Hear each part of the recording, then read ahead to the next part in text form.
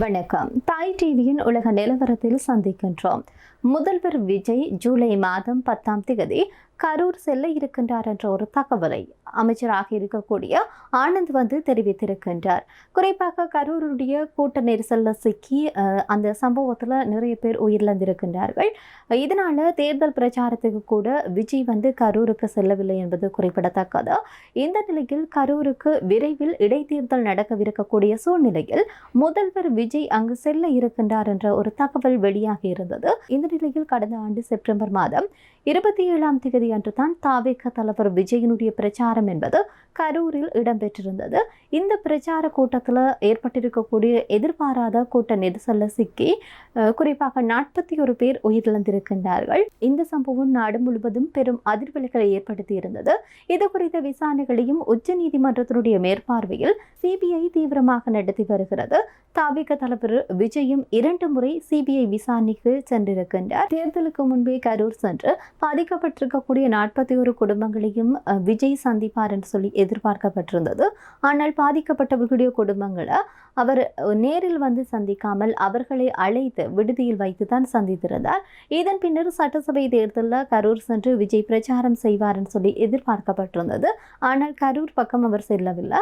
பிரச்சாரம் என்பது அங்கு அவருடைய வேறு உறுப்பினர்கள் தான் முன்னெடுத்திருந்தார்கள். இருப்பினும் தேர்தலில் வென்று முதல்வராக விஜய் பொறுப்பேற்ற பிறகு கரூர் செல்வார் என்று சொல்லி எதிர்பார்க்கப்பட்டிருந்தது. இந்த நிலையில் கரூர் எம்எல்ஏ விஜயபாஸ்கர் பதவியை ராஜினாமா செய்துவிட்டு தாவேகாவில் இணைந்திருக்கின்றார். இதனால் கரூர் தொகுதியில் விரைவில் இடைத்தேர்தல் நடத்தப்படும் என்று சொல்லி எதிர்பார்க்கப்படுகிறது. இந்த நிலையில் ஜூலை மாதம் 10ஆம் தேதி முதல்வர் விஜய் கரூருக்கு செல்ல இருப்பதாக அமைச்சர் ஆனந்த் தெரிவித்திருக்கின்றார். ஏற்கனவே திருச்சி கிழக்குல தொகுதியிலும் இடைத்தேர்தலுக்கான பிரச்சாரத்தை விஜய் ஏற்கனவே தொடங்கி இருக்கின்றார். அந்த காலத்திலேயே அவர் கரூர் செல்லாதது விவாத பொருளாக மாறியிருந்தது. அமைச்சரான ஆனந்த் வெளியிட்டிருக்கக்கூடிய தகவலின்படி பார்க்கிற போது ஜூலை மாதம் 10ஆம் தேதி கரூர் செல்லும் முதல்வர் விஜய் அங்கு அரசு நலத்திட்ட உதவிகளை வழங்குவதோடு புதிய திட்டங்களையும் தொடங்கி வைக்க இருக்கிறார் என்று சொல்லப்படுகிறது. இந்த பயணத்தின் போது கடந்த ஆண்டு கூட்ட நெரிசல்ல உயிரிழந்திருக்கக்கூடிய 41 குடும்பங்களை நேரடியாக சந்தித்து ஆறுதல் கூற திட்டமிட்டிருப்பதாகவும் மக்கள் மத்தியில் பேச்சுக்கள் என்பது எழுந்திருக்கிறது. இதே நேரத்தில் கரூர் கூட்ட நெரிசலில் சிக்கி அப்பாவி பொதுமக்கள் பலியாக திமுக தான் காரணமாக இருந்தது என்று சொல்லியும் அந்த கணக்கை தாவிக்க முடிக்காமல் விடாது என்று சொல்லி அமைச்சரான ஆதவ் அர்ஜுனா தெரிவித்திருக்கின்றார். அதிமுக முன்னாள் அமைச்சர்கள் உள்ளிட்டோர் தலைமையில் 10,000 பேர் தாவிகாவில் இணைகின்ற நிகழ்வு இன்றைய தினம் நடைபெற்றிருந்தது. இதன் போதுதான் அமைச்சர் ஆதவ் அர்ஜுனா இந்த விடயத்தை சொல்லி இருக்கின்றார். அதாவது தாவிகாவிற்கு ஒரு கணக்கு இருக்கிறது. அந்த கணக்கை முடிக்காமல் தாவிகா விடாது.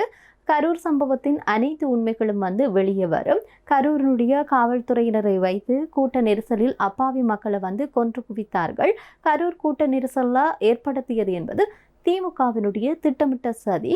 மீண்டும் கூட்ட நெரிசலில் உருவாக்க திமுக முயன்றதால் தான் விஜய் பிரச்சாரங்களில் செல்லவில்லை என்று சொல்லியிருந்தார். கடலூருக்கும் அவர் செல்லவிருந்திருக்கக்கூடிய நிலையில அதை ரத்து செய்திருக்கின்றோம். திமுக ஆட்சியில் 14 மாவட்டங்களில் விஜய் பங்கேற்கக்கூடிய கூட்டங்களில் நெரிசலை உருவாக்குவதற்கு சதி திட்டம் என்பது தீட்டப்பட்டிருந்தது. கரூர் மக்களுடைய கண்ணீரினுடைய சாபம்தான்.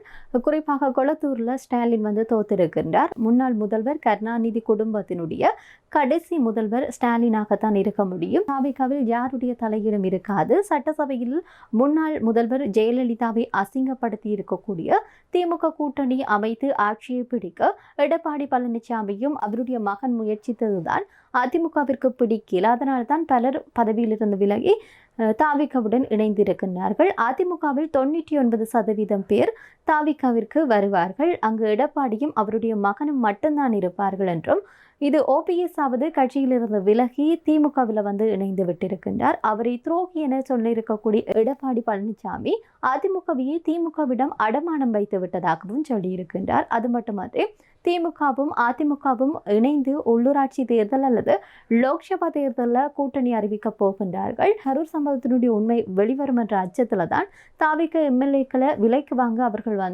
திமுக வந்து முடிவு செய்து விட்டார்கள் என்று சொல்லியும், எனவே இப்படியாகத்தான் இவர்களுடைய அரசியல் நடவடிக்கைகள் இடம்பெற்றிருக்கிறதுன்னு சொல்லி அமைச்சரான ஆதவ் அர்ஜுனா தெரிவித்திருக்கின்றார். கரூர் சம்பவத்தில் அதற்கு பிறகு ஏராளமான விமர்சனங்கள் தற்போது இருக்கக்கூடிய தமிழக அரசுக்கு இருக்கு. இந்த விடயங்கள் இந்த விமர்சனங்களை எல்லாம் தாண்டி எப்படியாக இந்த அரசு பயணிக்க போகிறது என்பதை பொறுத்திருந்து தான் பார்க்க வேண்டும்.